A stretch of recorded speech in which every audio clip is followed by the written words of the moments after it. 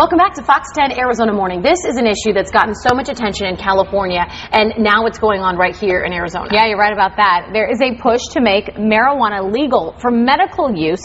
Now, more than 150,000 signatures were needed put to the issue on the or to put it on the November ballot. Okay. Diane Ryan, though, is out with more on this. Diane, what does Hey, this good morning, mean? everyone. You know, this is really a big day for the supporters of the medical marijuana law. They are going to be here at the state capitol in just a couple of hours, and this is the reason why. They've got boxes just filled with signatures. They say they have over 150,000 signatures. Petitions, these boxes will be filled with petitions. Enough signatures, they say, to get it on the November 2nd ballot. They're going to be bringing these boxes to the Secretary of State's office, and that's where they'll be verified. And before we came down here, we decided to talk to a couple of people who say they are going to vote in November, and this is what they're saying about the possibility of the medical marijuana being on the ballot. This is what they're saying. It's going to be on the ballot in November. I don't agree with it. How come? I don't think that they're going to regulate it like they should. So you're worried about that? I am.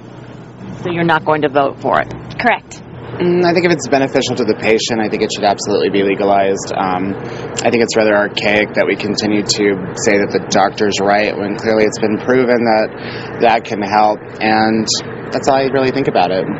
That it's for the greater good of the patient, then absolutely do it.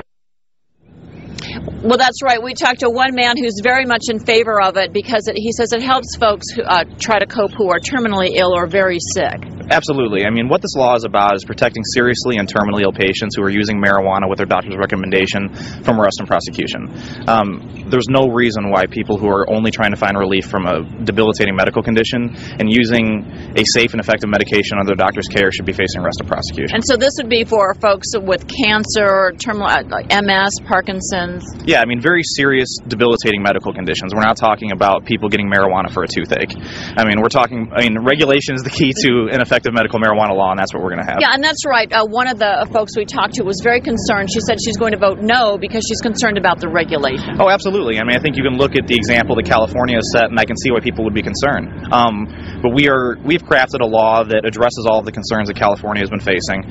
We have a limited number of dispensaries statewide. They're going to be tightly regulated by the state, and we want to make sure that only patients who are legitimate medical patients are getting access to this medication, and that our program doesn't have a negative impact on society more broadly. So you can't grow this in your backyard? No, you cannot. And the only patients who are going to be able to grow a limited number of plants are those who live more than 25 miles from a dispensary. So patients who live in rural communities may be able to grow a limited number of plants if there's not a dispensary nearby, but as far as the vast majority of Arizonans, no, you're not going to be able to grow marijuana in your backyard. So today you're going to bring these boxes up to the Secretary of State, and then what happens next?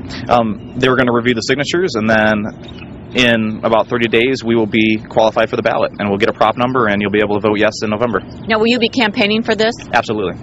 All right, so what do you tell people? Other states have it, I'm sure. Oh, well, this is about protecting patients. I mean, this is a compassionate law. This is something that takes people who are facing very difficult circumstances in their life.